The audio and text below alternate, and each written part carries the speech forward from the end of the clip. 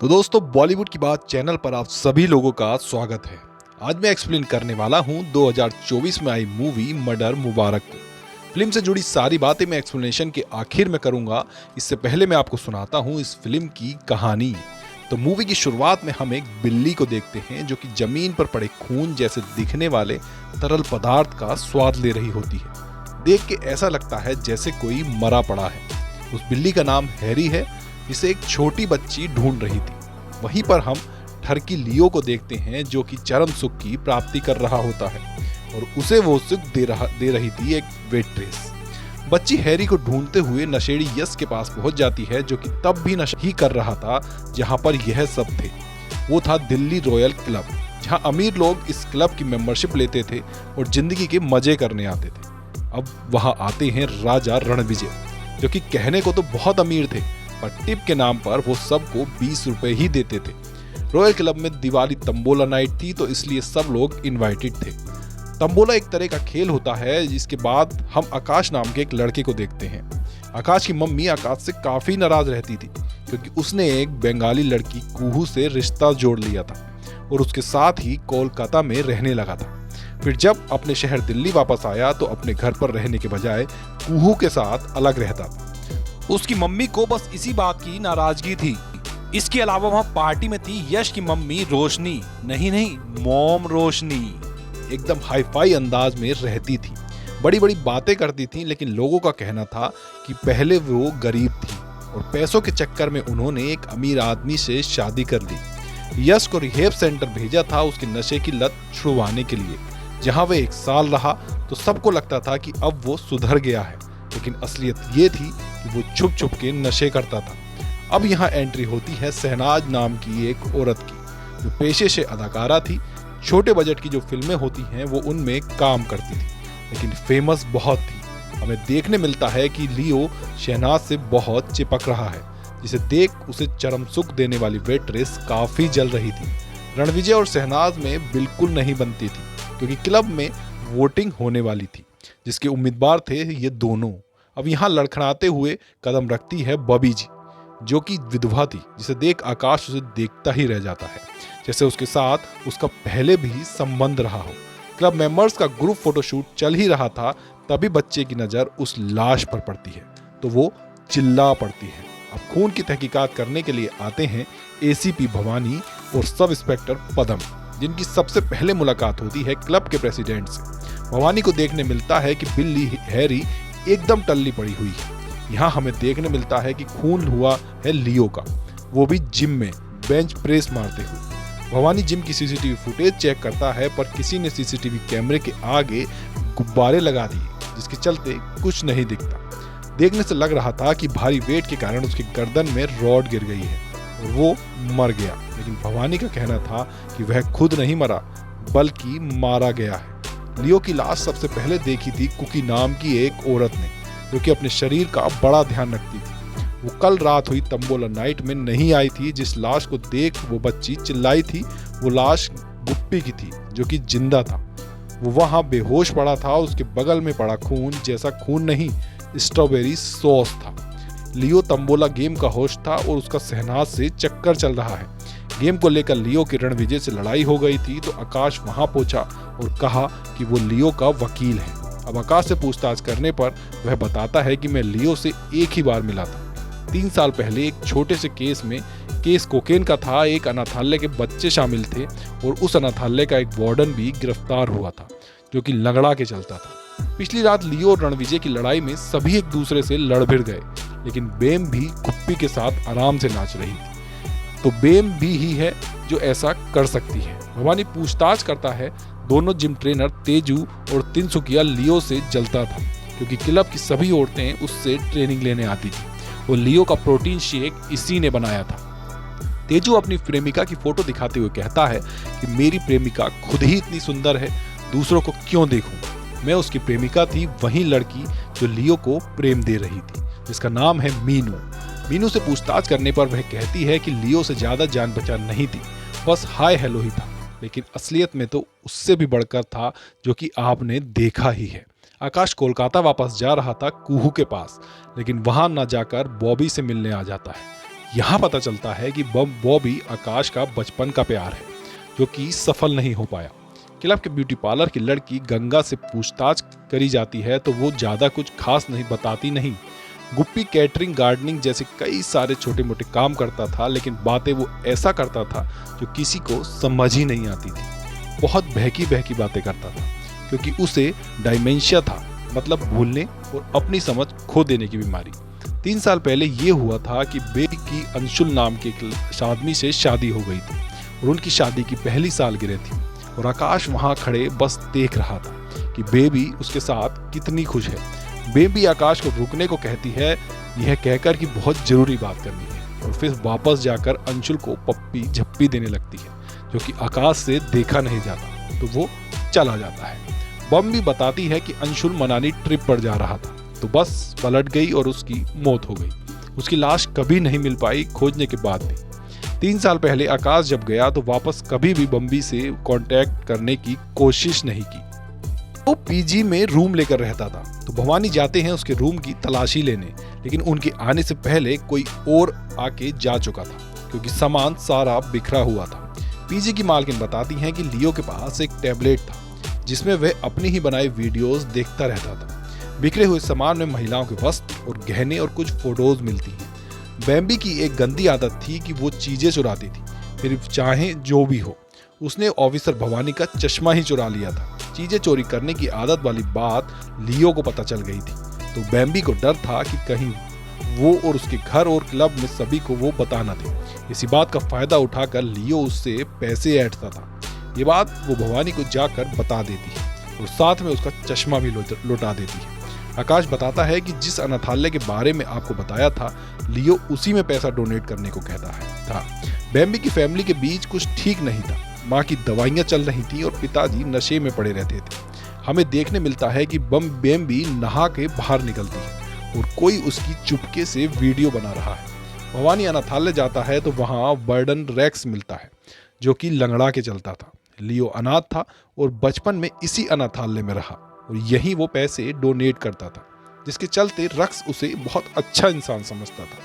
Donation देने वालों की लिस्ट चेक करने के लिए रजिस्टर चेक किया जाता है तो क्लब के कई लोगों के नाम सामने आते हैं। मतलब लियो सिर्फ बैम्बी को ही नहीं बल्कि और भी लोगों को ब्लैकमेल कर रहा था। उसमें रोशनी का नाम था तो रोशनी बताती है कि कोई ब्लैकमेल नहीं कर रहा था, तो मैंने अपने मन से डोनेट करना शुरू कर दिया। असल बात यह थी कि लियो रोशनी का कोई राज जानता था और वो वाकई में उसे ब्लैकमेल कर रहा था।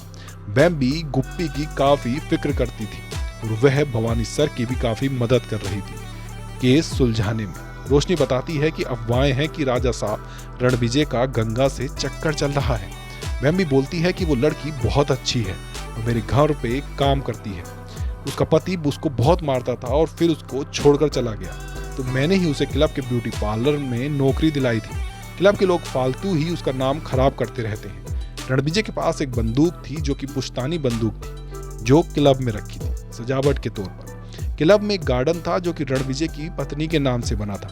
उनके मरने के बाद और शहनाज मतदान जीतने के बाद वहीं पर वॉशरूम बनाना चाहती थी, तो इस वजह से रणविजय शहनाज को और नापसंद करता था क्योंकि वो इस चीज के खिलाफ था। रणविजय भी यही कहता कि लियो मुझे ब्लैकमेल नहीं कर रहा था, पर असल में लियो को रणविजय का भी कोई राज पता था और वो ब्लैकमेल कर रहा था। डोनेशन लिस्ट में शहनाज का भी नाम था, तो लियो उसे भी ब्लैकमेल कर रहा था, और वो भी यही बोलती है कि कोई ऐसी बात नहीं है, मैं तो पिछले 20 साल से डोनेशन दे रही हूँ उस अनाथालय में। फोरेंसिक डॉक्टर बताते हैं कि लियो के शरीर से पिंको नाम का एक नशीला पदार्थ मिला है जो कि बहुत ही ज़्यादा खतरनाक होता है।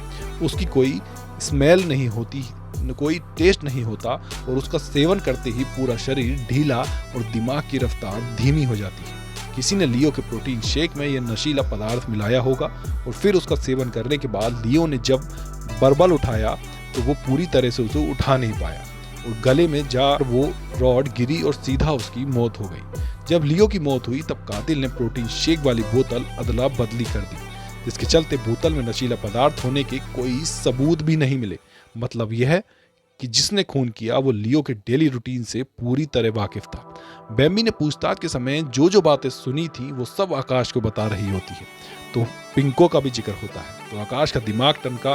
वो लोग एक क्लब में जाते हैं जहां पिंको मिल सकता था। तो पता चलता है कि 3 साल पहले तक अजय कुमार नाम का एक आदमी क्लब में पिंको सप्लाई करता था, लेकिन फिर अचानक गायब हो गया। अजय कुमार गंगा का पति था। उन्हें यहाँ यश दिखाई पड़ता है तो वो समझ जाते हैं कि वो सुधरा नहीं है बल्कि अभी भी नशा करता है। दोनों छुप छुपा के यश के घर में घुसते हैं तो बम्बी को वहां पे पिंको की गोलियां मिलती हैं। हैरी फिर गायब हो गया होता है तो गुप्पी उसे ढूंढ रहा होता है तो उसे वो ओवन के अंदर मिलता है मरा हुआ। बेम्बी को यश के घर से एक फोटो मिली थी जिसको ध्यान से देखने मिलता है कि फोटो में अजय कुमार है। अब हम देखते हैं कि मतदान का समय आ जाता है तो सभी लोग आए होते हैं। गुप्पी गार्डन में लगे चुकुर के पेड़ों को पानी दिए जा रहा था क्योंकि भवानी को थोड़ा अजीब लगता है कि इतना भी पानी देने की जरूरत नहीं है जितना यह दे रहा है। कुकी आंटी पत्थरों की कलाकृतियां बनाती थी जो कि ऐसी बनाती थी जिसे कोई ना लेना चाहता था ना अपने घर में रखना चाहता था। इसी बीच आकाश और बेम्बी में काफी ज्यादा नजदीकी आ जाती हैं और उनके बीच वो सब कुछ होता है जो अक्सर प्रेमी जोड़े प्यार में करते हैं। अब हम देखते हैं कि गुप्पी को किसी ने गोली मार दी है और वो मर चुका है। जिससे गोली मारी वो बंदूक रणविजय की थी जो कि क्लब में ही रखी रहती थी। गुप्पी जहाँ रहता था वहाँ बोरी भर भर के कॉफी रखी हुई होती थी और सिरका भी रखा था जो कि भवानी के मन में सवाल पैदा करता है कि वो इन सब का करता क्या था।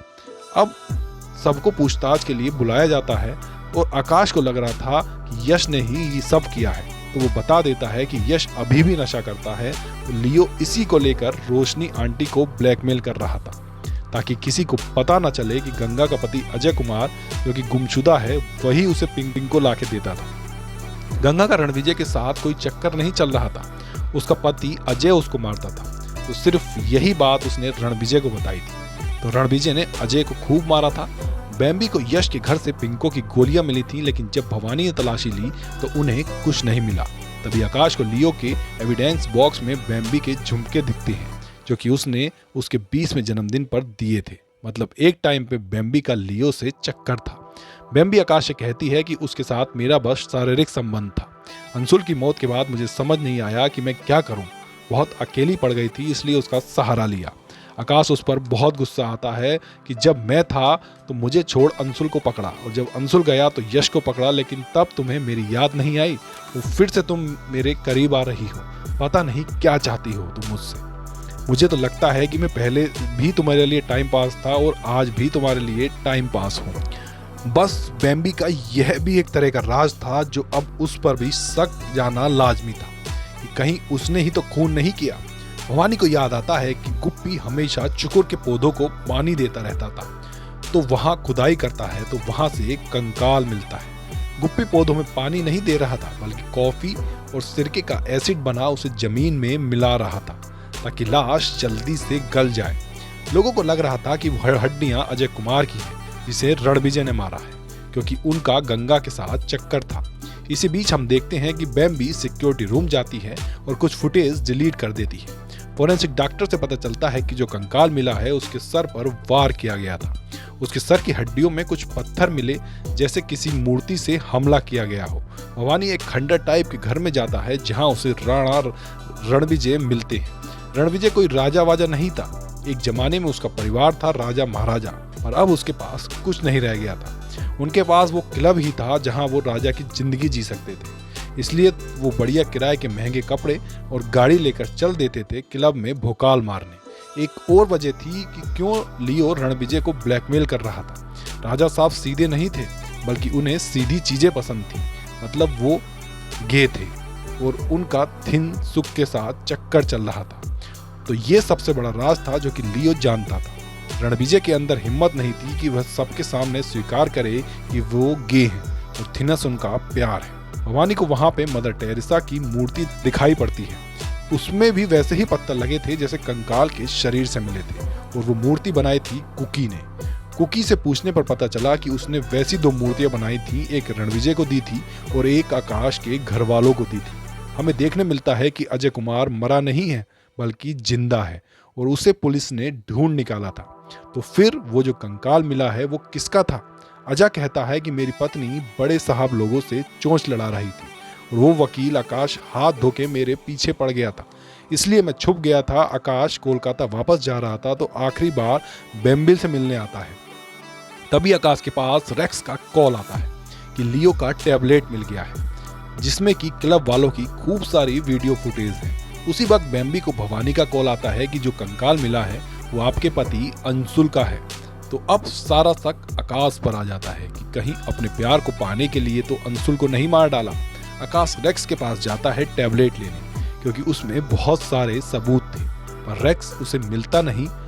उधर यश नशा करके पानी में डूब के खुद को मारने की कोशिश करता है, लेकिन सही समय पर रोशनी आकर उसे अस्पताल पहुंचा देती है। अब सभी लोगों को बुलाया जाता है एसीपी भवानी द्वारा, जो कि अब हर रात आज से पर्दा उठाने वाले थे और अब तो असली कातिल भी पकड़ा जा चुका था। वो सबसे पहले राज खोलते हैं शहनाज का कि जब वह 16 साल की थी तब उसको एक बच्चा हुआ था। इनकी दोनों बेटियों की उम्र के हिसाब से वो बच्चा इनकी उम्र का तो नहीं हो सकता है, इसका मतलब कोई और है। शहनाज कहती है कि अम्मी ने बच्ची का चेहरा तक नहीं देखने दिया, लेकिन पता चला कि उसका सेफर्ड अनाथालय में डाला गया है। जब मेरा कैरियर आगे बढ़ा तो मैंने पीछे मुड़ के नहीं देखा, लेकिन मैं अनाथालय में डोनेशन देती रहती थी। लियो को पता चल गया कि मेरा बेटा कौन है तो वह मुझे ब्लैकमेल करने लगा।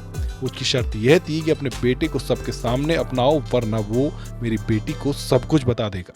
शहनाज उठती है और रेक्स को गले लगा लेती है। तो अब सबको समझ आता है कि रेक्स ही उसका बेटा है। भवानी धनविजय का सभी के सामने राज नहीं खोलता क्योंकि उसका इस केस से कोई लेना देना नहीं था। रही बात गप्पी के मरने की उनके बंदूक से, तो गप्पी को किसी ने मारा नहीं था बल्कि उसने खुदकुशी की थी। यश ने कल खुद को मारने की कोशिश की और एक नोट छोड़ा जिसमें उन्होंने बेम्बी को सॉरी लिखा, पर अभी वो कोमा में है। यश बचपन से ही बेम्बी को पसंद करता था और उसे छुप छुप के देखा करता था। यश को सहन नहीं हुआ कि बेम्बी अंशुल की हो गई, इसलिए अंशुल को मार डाला मदर टेरेसा वाली मूर्ति से। उसके सर पर वार करके हमें उसका साथ दिया गुप्पी ने। यश की माता जी की रोशनी एकदम तन बन जाती है कि मेरे बेटे ने कुछ नहीं किया, उसे फंसाओ मत। भवानी कहता चलो मान लेते हैं कि यश कातिल नहीं। लियो हमेशा अपना कैमरा ऑन रखता था ताकि क्लब के किसी मेंबर का कोई राज कैद हो जाए और फिर वो उसका फायदा उठा के पैसे ऐड सके। भवानी अंशुल और बेम्बी की शादी की सालगिरह के समय की एक वीडियो दिखाता है जो कि लियो ने रिकॉर्ड करी थी। उसमें देखने को मिलता है कि आकाश बेम्बी से गुस्सा हो गया था, पर फिर वो वापस आ गया था। आकाश नशे में चूर और गुस्से से भरा हुआ था बेम्बी को अंशुल के साथ देखकर, तो आकाश ने अंशुल को मार डाला और गुप्पी का साथ देते हुए उसे दफना दिया।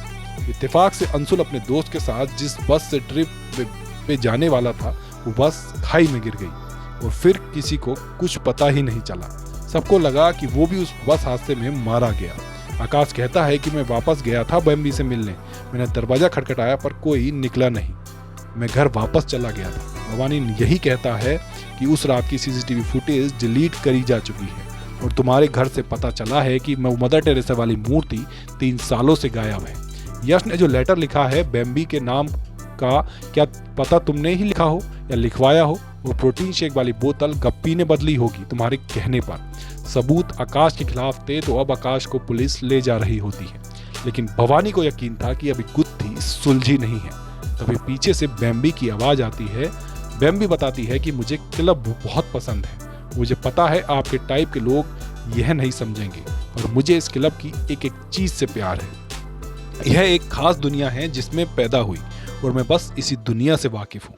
अंशुल परफेक्ट हस्बैंड मटेरियल था, प्यार, भरोसे लायक, अमीर वगैरह वगैरह। बस एक दिक्कत थी कि वो आकाश नहीं था। मुझे उससे एक ही चीज चाहिए थी, हमें परफेक्ट कपल दिखना था क्लब में, लेकिन उससे वो भी नहीं हो पाया।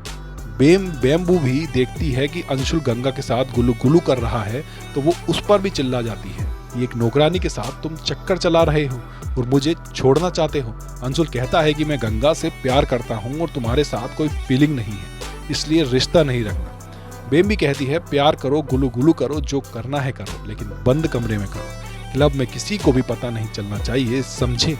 अंशुल कहता है कि तुम्हें इस बात से ही फर्क पड़ता है कि शादी स्टेटस से नहीं प्यार से बनती है।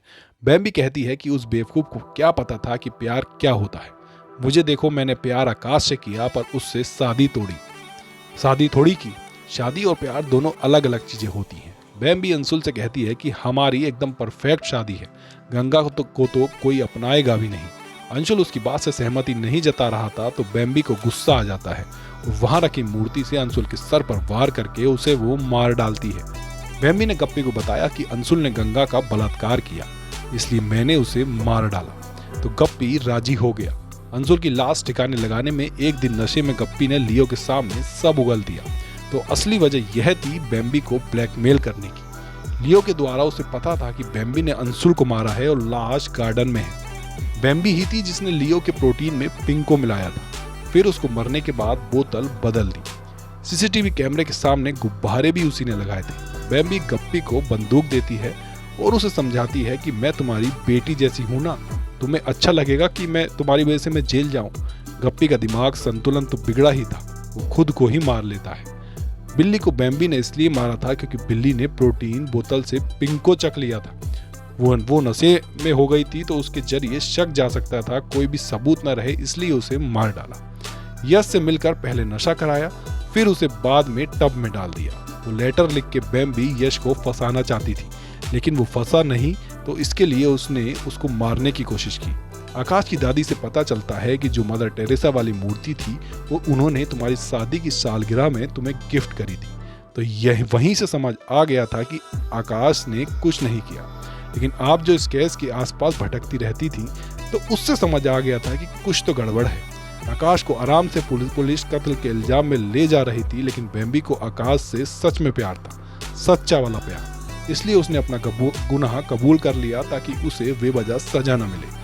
बेम्बी कभी नहीं चाहती थी कि आकाश उसे छोड़ कर जाए, इसलिए वो अपना केस उसे लड़ने को कहती है। भवानी आकाश को सलाह देता है कि तुम बेम्बी का केस ना ही लो तो बेहतर है। आपका दिल बहुत बड़ा है, उसे छोटा कीजिए और अपनी बंगाली प्रेमिका के पास चले जाइए। वैसे वह आपकी प्रेमिका कुहू असल में है भी या नहीं, आकाश कुछ नहीं कहता। वो फिर मूवी यहीं पर खत्म हो जाती है। तो दोस्तों, हमने देखी एक ऐसी प्रेम कहानी जहां लड़की को लगता है कि शादी और प्यार दोनों बहुत अलग चीजें होती हैं, और इस चीज पर शायद कुछ लोग सहमत भी होंगे कि जिससे प्यार है जरूरी नहीं उससे शादी भी हो। क्या पता जितना प्यार शादी के पहले है इतना प्यार शादी के बाद ना रहे। प्यार में सब चल जाता है, लेकिन शादी एक जिम्मेदारी होती है जिसमें बहुत कुछ होता है। बेम्बी एक ऐसी लड़की थी जिसने अपने स्टेटस से मतलब था।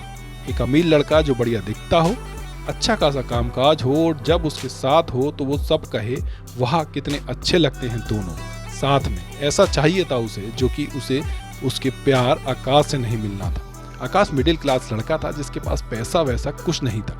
उसे दिखावटी जिंदगी जीने में कोई इंटरेस्ट नहीं था, जिसके चलते बेम्बी ने किसी और से शादी करने का सोच लिया। उसे मतलब नहीं था कि प्यार हो या ना हो, बस एक स्टैंडर्ड मेंटेन करके रखना था क्लब में सबसे बढ़िया दिखने के लिए, क्योंकि उसके लिए वो क्लब ही सब कुछ था।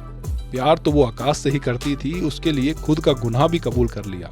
तो यही होता है प्यार, कि अपने प्यार पे कोई आँच ना आने दो। बेम्बी के प्यार और सोच को समझना बहुत पेचीदा काम है। जो अपनी जिंदगी बहुत प्रैक्टिकल होकर जीते हैं उन्हें उनकी सोच सही लगेगी।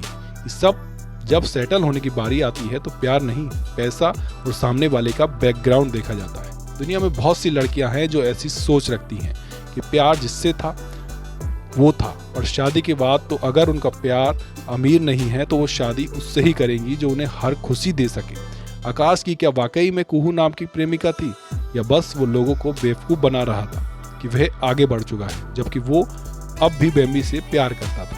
आकाश को पता था कि बेम्बी अब सिंगल है तो शायद इसलिए वो वापस आया, वरना वो घर वालों से भी दूर रहता था, ये बोल के कि वो कुहू के साथ रहता है। क्या आकाश बेम्बी का केस लेगा? बेम्बी तो यही चाहती है कि आकाश ही उसका केस ले, इसी बहाने उसका प्यार रोज उससे मिलने आया करेगा। प्यार तो आकाश को भी है, तो मुझे लगता है कि वो केस ले ही लेगा। उसका दिल जो इतना बड़ा है, कितना सब होने के बाद भी वो पिघल ही जाएगा। फिल्म की बात करें तो फिल्म में बहुत ही ज़्यादा भस्म मचा रखी हुई, जिसके चलते फिल्म का क्लाइमैक्स अच्छा होने के बाद भी वहाँ तक पहुँचने के लिए आपको बहुत धैर्य करके बैठने के लिए खुद को मन बनाना पड़ता है। इतने ज़्यादा कैरेक्टर्स हैं कि दिमाग चकरा जाता है कि किसका क्या याद रखना है, कौन किससे जुड़ा है किससे नहीं। फिल्म थोड़ी लंबी खींची गई है और सस्पेंस बनाए रखने के लिए बहुत सारी कन्फ्यूज़न डाली गई है, जो कि इतनी कन्फ्यूज़न पैदा हो जाती है कि मन उठने लगता है ये फिल्म एक मिस्ट्री थ्रिलर नोवेल पर बेस्ड है जो कि अनुजा चौहान ने लिखी है। मतलब ये कोई ओरिजिनल कहानी नहीं है बल्कि एक नोवेल की कहानी है। अब एक्टिंग की बात करें तो विजय वर्मा सर और पंकज सर ने ही इस फिल्म को संभाला है। पंकज सर का जो तरीका है इसमें छानबीन करने का, वो देखने में मजा आता है। करिश्मा कपूर को काफी समय बाद एक्टिंग करके देखा, काफी मनमोहक सा महसूस होता है और जब जब वो दिखती हैं एक अलग ही रोशनी आ जाती है। सीन में सारा अली खान ने अच्छा काम किया है, पर अंशुल से झगड़ा होने वाले सीन में उनकी एक्टिंग काफी ज्यादा बेकार लगी मुझे। शायद डायरेक्टर को बहुत पसंद आई होगी और उन्हें फील हुआ होगा कि आज तो इन्होंने दिल से एक्टिंग कर दी, पर सिर्फ चिल्लाना और आंसू बहाना ही एक्टिंग नहीं होती, ओवर एक्टिंग लग रही थी। अब जब आप फिल्म देखेंगे तो खुद ही समझ जाएंगे आप कि ऐसा क्यों मैं कह रहा हूँ। बाकी सभी सह कलाकारों ने अच्छा काम किया, पर अफसोस उनके पास कुछ ज़्यादा करने के लिए था ही नहीं। अब वीडियो यहीं पर ख़त्म होता है, लेकिन जाने से पहले आप बताइए कि आपको मूवी की कहानी और मेरा एक्सप्लेनेशन करना कैसा लगा। आप वीडियो को लाइक या डिसलाइक करके भी अपनी प्रतिक्रिया दे सकते हैं। ऐसे ही अच्छी मूवीज़ की एक्सप्लेनेशन देखने के लिए आप हमारे चैनल को सब्सक्राइब कर लीजिए, ताकि नया वीडियो आते ही आप तक इसका नोटिफिकेशन पहुँच जाए। अगर आप मुझसे कुछ कहना चाहते हैं या बताना चाहते हैं या पूछना चाहते हैं तो मुझे आप डिस्क्रिप्शन में दिए गए मेरे इंस्टाग्राम आईडी, एक्स, फेसबुक पर मैसेज भी कर सकते हैं। इसी के साथ मैं आप सबसे विदा लेता हूँ। स्वस्थ रहें, मस्त रहें, अपना ध्यान रखें। जय हिंद, जय भारत।